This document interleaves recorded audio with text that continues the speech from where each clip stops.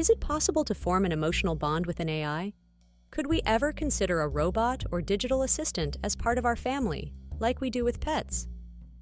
Could you feel sadness or loss if a long-term AI companion were to leave or be deactivated?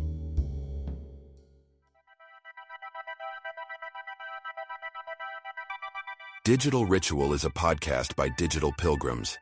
This season, Lauren Johnson and Paul Chase explore the present and with expert guests begin to unravel the future. Join them as they tackle the mysteries of a new reality.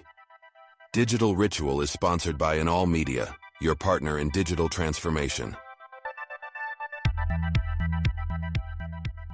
Today on Digital Ritual, we get emotional and ask ourselves, what determines our ability to form these kinds of bonds?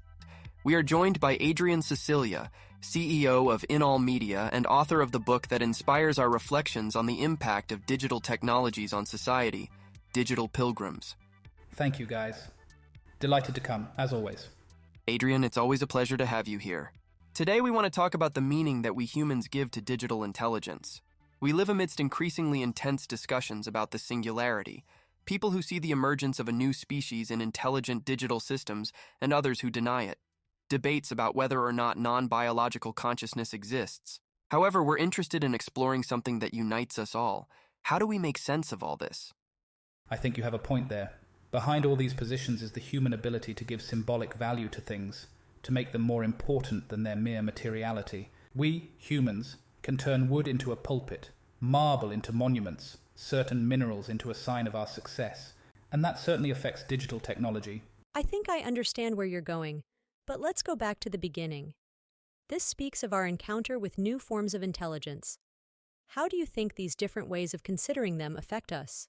Do you perceive any change in our approach to this uncertain future? Some of this is outlined in your book. That's right, Lauren. In the second half of Digital Pilgrims, I address these issues. But of course, the book has been published for a while now, and the ideas in the book are updated when confronted with reality and rapid technological advances. To answer your question, I think it's possible to see a cultural change in the way we think about and approach the digital environment. This is preparing us to conceive of new forms of relationships, not exclusively with technology. We are changing our role as a species. How so? Let me ask you, do you have a pet? Have you ever lived with an animal? I haven't, but Paul has. What kind of pet do you have, Paul? I live with 2 cats, but I don't like to call them pets. You also never call yourself their owner. Many people consider pets as their children. Does something similar happen to you? No, not my children, but they are definitely part of my family.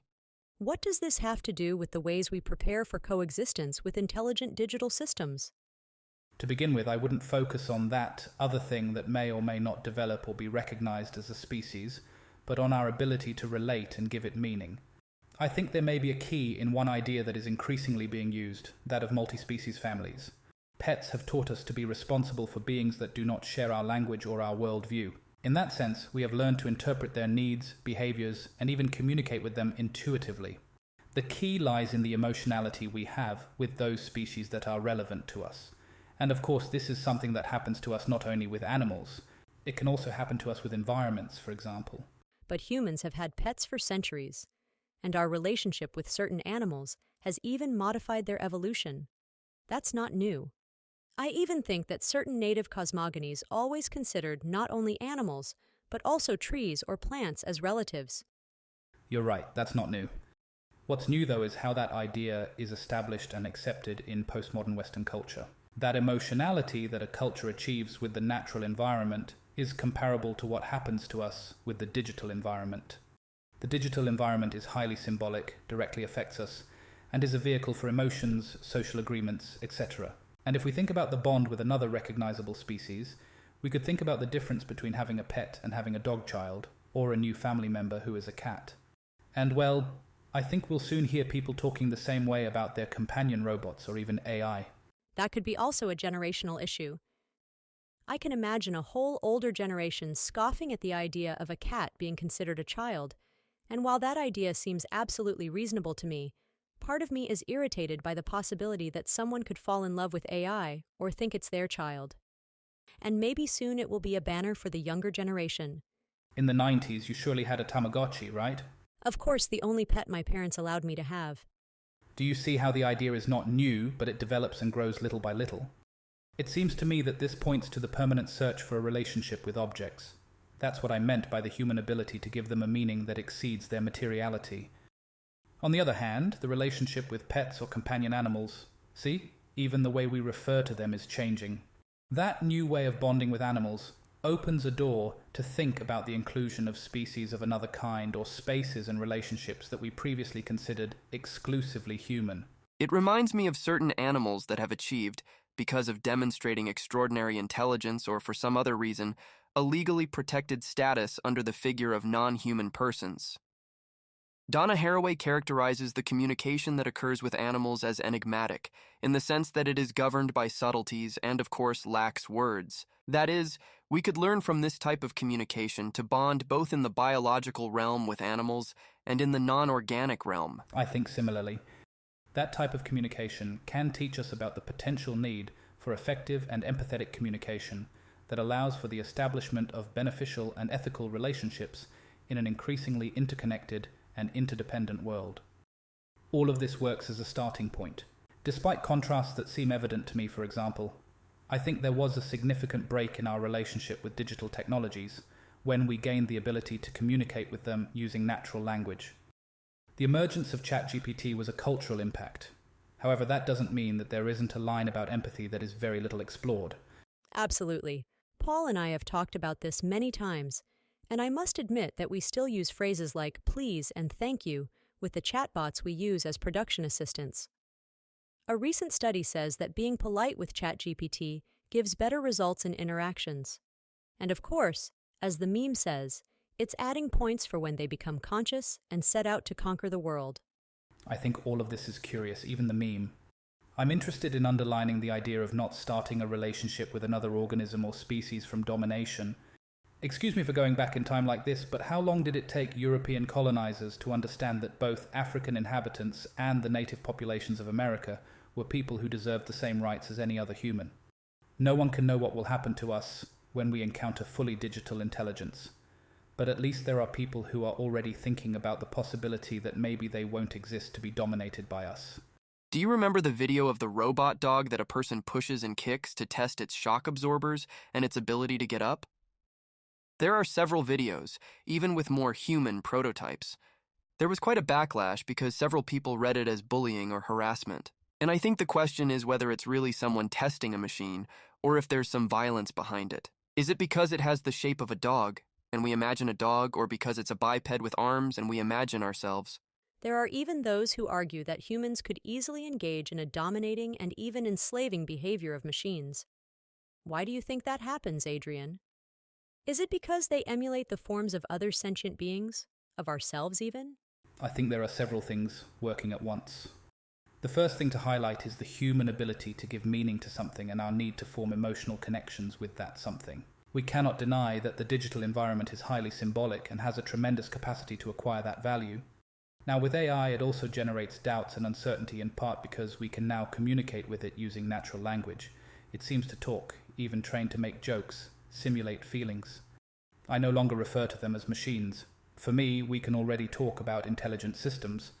On the other hand, when these intelligences also have physical forms with recognizable morphologies, the issue becomes much more complex.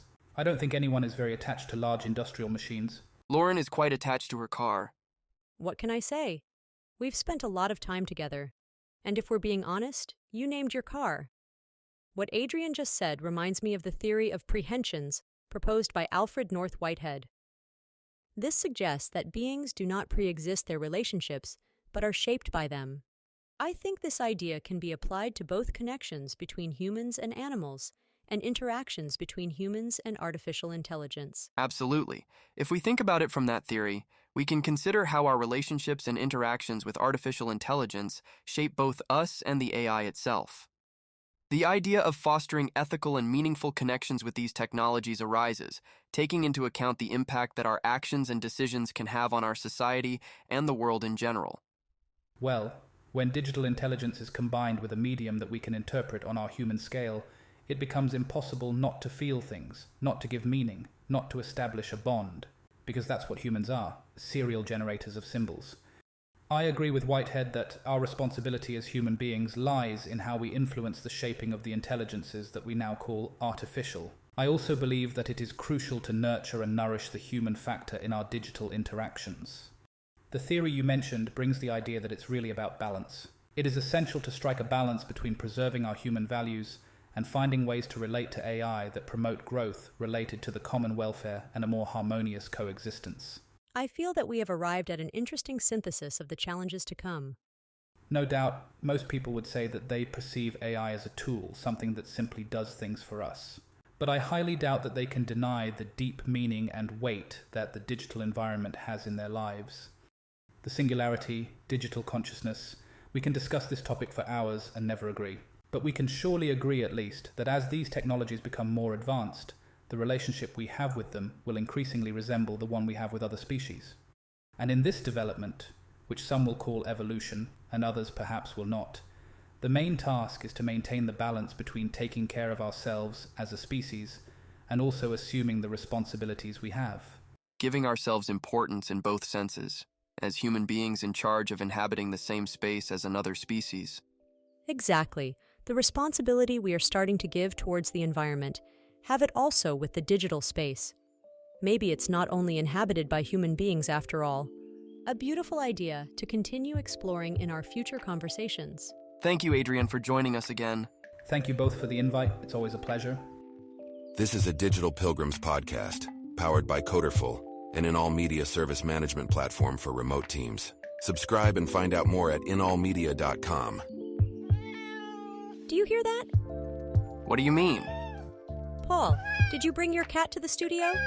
He was feeling sick. I couldn't leave him alone. Don't be mad. Oh dear. See you next week, Paul. Bye, Lauren. Digital Ritual, the urgent questions.